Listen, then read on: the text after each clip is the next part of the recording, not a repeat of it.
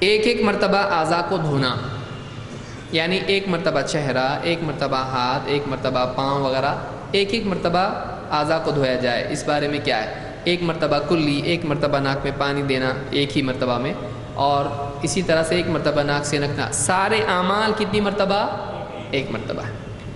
ابن عباس رضی اللہ تعالیٰ فرماتے ہیں توضأ النبی صلی اللہ علیہ وسلم مرتن،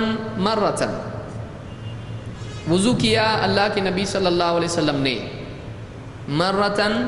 مرتن ایک ایک مرتبہ۔ تو اس سے کیا ثابت ہوا؟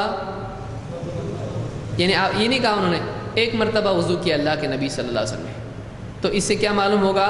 پورا وضو کتنی مرتبہ کیا؟ ایک مرتبہ۔ ظاہر بات ایک وضو کافی ہے، یہاں ویسی بات نہیں ہے۔ یہاں کیا بولا جا رہا ہے؟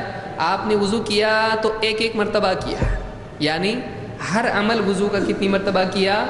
ایک مرتبہ۔ ورنہ ایک مرتبہ وضو کرنے کے لیے کیا بولیں گے؟ توضأ مرتن۔ لیکن یہاں وہ بات نہیں ہے، پورا وضو ایک بار کیا کی بات نہیں آ رہی ہے، وضو کے اجزاء جتنے ہیں ان کو ایک ایک بار کیا، تو اس کو کیا کہا جائے گا؟ توضأ مرتن، ایک ایک بار آپ نے وضو کیا۔ اس کو امام البخاری نے کتاب الوضو میں ذکر کیا، یہ بخاری کی روایت ہے۔ تو اس سے ایک بات یہ ثابت ہوئی کہ کوئی آدمی تمام اعضاء ایک ایک مرتبہ دھوئے تو چلتا ہے، چلتا ہے، کوئی حرج اس میں نہیں ہے۔ کب ایسی ضرورت پیش آ سکتی ہے؟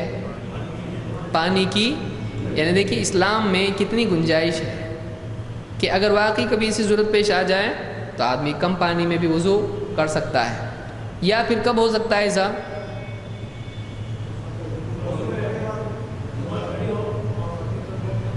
جماعت کھڑی ہو اور آدمی کے پاس وقت ہو، جماعت کھڑی ہو یا ٹرین چھوٹ رہی ہو، آدمی باہر آ کے وضو کر رہا ہے مثلا اور اس کو معلوم پڑا رہے بھاگو یہاں پہ ٹرین چھوٹ رہی ہے ابھی، تو ایک آدمی مطلب اس طرح سے کسی واقعی دوڑنا ہے اس کو ابھی، تو ایک ایک مرتبہ جلدی سے وضو کر لیا اور معاملہ ختم ہو گیا۔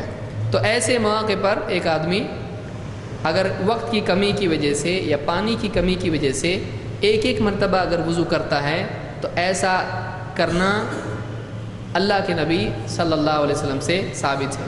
اور اگر کچھ بھی وجہ نہیں ہے اور ایک ایک بار کیا تو کرنا صحیح ہے ایسا؟ ہاں صحیح ہے۔ کیسے صحیح ہے؟ تو ثابت ہے تو کیا اس سے ثابت ہوا؟ مطلب ایسی مجبوری میں نہیں، یعنی مجبوری نہیں ہو تو کر سکتے کہ کیا دلیل ہے؟ ہاں اس میں کوئی علت بیان، یعنی ایسا نہیں کہا کہ آپ صلی اللہ علیہ وسلم نے مجبوری کی وجہ سے ایسا کیا، ایسا اس میں نہیں کہ ایسا پانی کم تھا تو آپ نے ایسا کیا۔ کوئی آدمی ایک ایک مرتبہ بھی کر لے تب بھی اس کا وضو ادا ہو جاتا ہے۔ لیکن کیا یہ کامل وضو کہلائے گا؟